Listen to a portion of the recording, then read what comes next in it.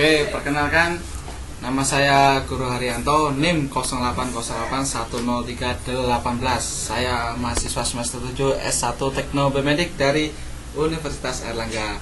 Berkaitan dengan video ini adalah tugas mata kuliah pemodelan fisiologi. Pemodelan fisiologi itu apa sih? Satu, kita harus mengenal yang namanya model. Model itu apa sih? Model itu definisinya banyak. Salah satunya yang paling jelas adalah representasi dari sebuah objek atau situasi aktual, penyederhanaan dari suatu realitas yang kompleks. Itu adalah salah satu definisi model. Jadi model itu adalah mempresentasikan segala imajinasi kita.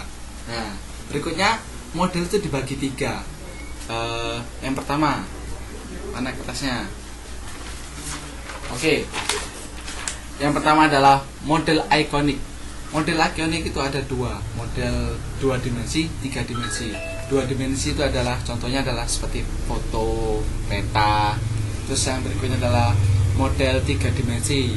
Itu contohnya seperti prototype scene. Nah, kemudian model analog. Model analog itu bersifat seperti analisis bentuk kurva, turun naiknya itu bisa dijelaskan. Kemudian ketiga adalah model simbolik. Nah, yang sering ini adalah model simbolik. Model simbolik itu adalah penerapan persamaan pada suatu kejadian yang bisa kita terapkan untuk menganalisis apakah ini akan terjadi seperti ini, apakah akan terjadi seperti itu. Intinya adalah simulasi dan prediksi. Oke, lanjut lagi. Model itu tujuannya banyak, ada 3. Yang pertama adalah model itu sebagai probabilistik. Nah, apa sih probabilistik? Probabilistik adalah mengkaji ulang data atau informasi terdahulu untuk menduga peluangan kejadian tersebut pada keadaan sekarang atau yang akan datang dengan asumsi terdapat relevansi pada jalur waktu. Nah, kemudian yang berikutnya adalah model deterministik. Model deterministik adalah model kuantitatif yang tidak mempertimbangkan peluang kejadian.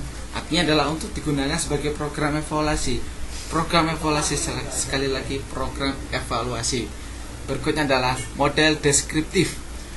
Model deskriptif adalah fungsinya adalah mempermudah penelaahan suatu permasalahan. Model ini dapat diselesaikan secara eksak serta mampu mengevaluasi hasilnya dari berbagai pilihan data input. Jadi suatu kejadian input kita masukkan dan kemudian kita analisis menjadi sebuah solusi yang tepat pada kasus tertentu.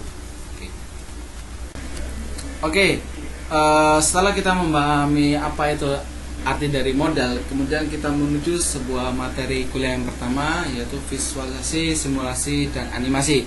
Tujuan 3 hal ini adalah untuk mempermudah kita dalam memahami suatu proses atau prediksi atau simulasi agar kita lebih paham tentunya. Oke, langsung saja. Yang pertama adalah visualisasi.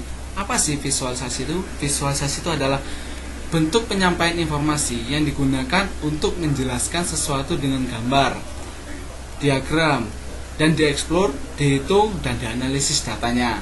Contohnya seperti misalkan seperti kita mengamati denah. Denah itu sebuah gambar yang kemudian kita pahami dengan skala tertentu, jadi kita lebih bisa melihat sesuatu kecil pada aslinya tampak besar. Kemudian diagram. Diagram itu banyak contohnya seperti diagram penyebaran, diagram hasil penjualan, dan kemudian bisa juga dalam bidang medis seperti visualisasi hasil X-ray dari tulang yang patah. Jadi dokter bisa mendeteksi mana yang patah, mana yang bisa diobati, mana yang tujuannya akan diperbaiki. Oke, kemudian yang kedua adalah animasi.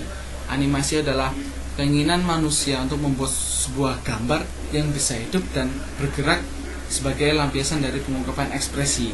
Nah, jadi gambar saja terkadang tidak cukup. Kita butuh proses pengembangan gambar itu bergerak agar bisa lebih dipahami. Nah, kalau animasi itu contohnya banyak sekali. Yang misalkan ada animasi Walt Disney atau animasi Upin dan Ipin lah, yang contoh yang paling umum. Jadi dalam proses penyampaian informasi ataupun proses dengan animasi itu lebih masuk ke dalam pikiran kita agar kita mampu menerjemahkan apa sih yang dimaksud dari sebuah cerita dari animasi tersebut.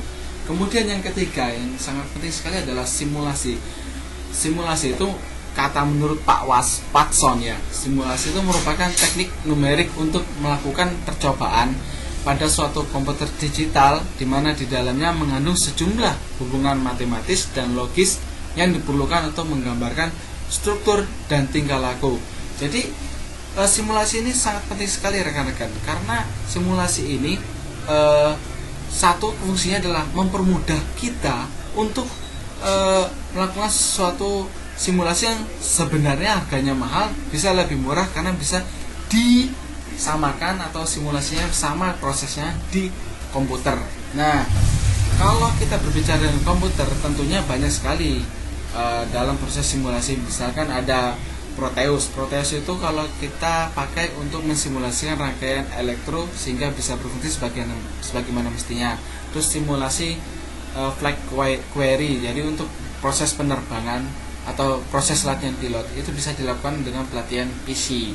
Jadi itulah fungsi-fungsinya dari materi kuliah pertama. Terima kasih. Oke, kita sekarang memasuki dalam ranah artificial life. Mungkin banyak dari rekan-rekan kita, apa sih artificial life tersebut? Mungkin secara definisinya kita adalah menerapkan sesuatu yang sifatnya bisa kita simulasikan dalam suatu bentuk perjalanan hidup, kemudian kita beri sebuah pemikiran, sebuah cara alat ataupun simulasi tersebut dapat bisa bergerak dengan sendirinya sesuai dengan yang kita hendaki. Bahkan bisa kita kategorikan dia bisa beroperasi secara sedemikian rupa sehingga terlihat sangat hidup. Nah, itu mungkin pemahaman saya tentang artificial life. Artificial life tentunya adalah di dalamnya tentu ada sebuah pemikiran yang kita bisa sebut artificial intelligence.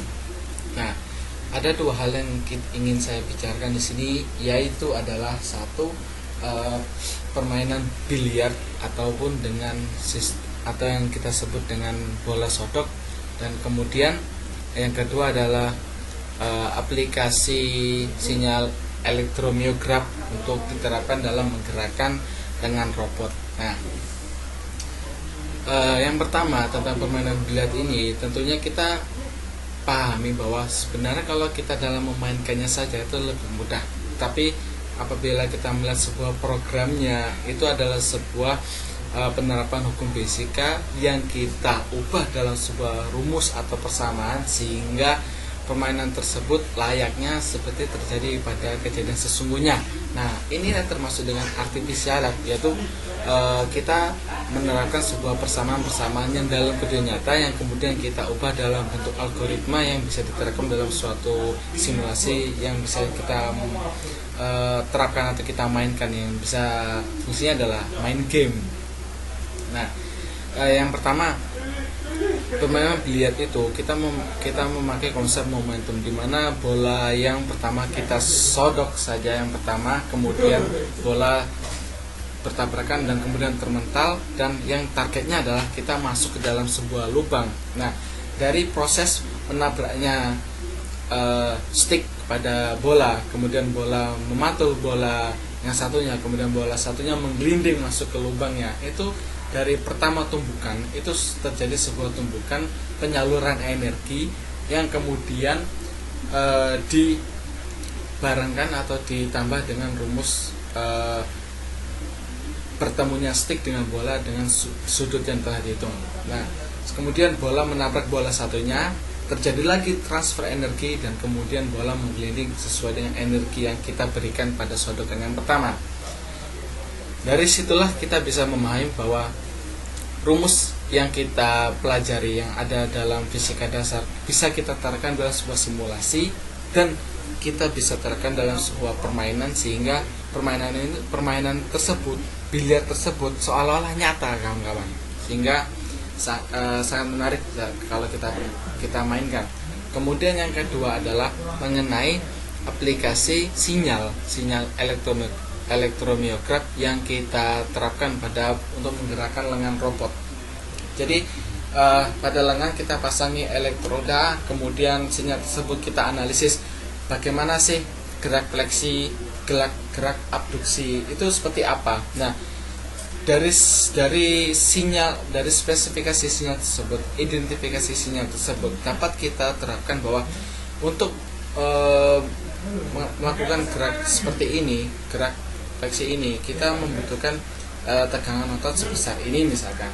Kemudian untuk meregangkannya lagi membutuhkan gerakan, membutuhkan sinyal seperti sedemikian rupa. Nah, dari besaran-besaran sinyal tersebut kita masukkan dalam sebuah persamaan yang nantinya bakal bisa menggerakkan, yang kita terjemahkan dalam mikrokontroller. Bagaimana mikro tersebut bisa menerjemahkan bila ada sinyal X sebesar ini, maka tegangan itu bakal naik atau turun. Nah, seperti itulah konsepnya, bagaimana kita bisa menerapkan sebuah algoritma tertentu dalam kejadian nyata yang kemudian kita simulasikan dalam bentuk susunan persamaan atau rumus yang bisa kita terapkan, kita includekan pada sebuah instrumen.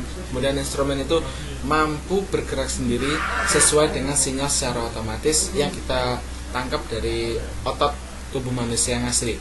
Dari sinilah kita renungkan betapa pentingnya artificial life dalam kehidupan kita dan kehidupan di masa yang akan datang. Kemudian di mana segala sesuatu dapat kita lakukan secara otomatis, dapat kita lakukan secara yang dulunya manual, bisa kita lakukan, kita berikan tugas pada benda mati yang kemudian kita berikan sebuah algoritma pembagian sehingga dia bisa bergerak sendiri. Ataupun yang lainnya, bahkan kita bisa gunakan untuk memprediksi. Misalkan kita mempunyai suatu program di mana program tersebut diberi inputan berapa usianya, berapa berat badannya, berapa tingginya. Kemudian dari 3 hal tersebut bisa kita prediksi apakah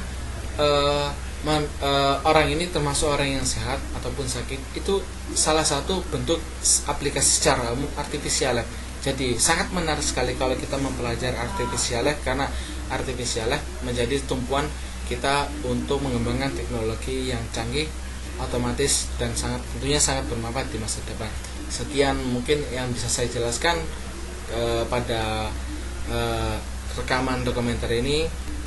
Sekiranya terima kasih telah memperhatikan, semoga bermanfaat bagi rekan-rekan hidup mahasiswa.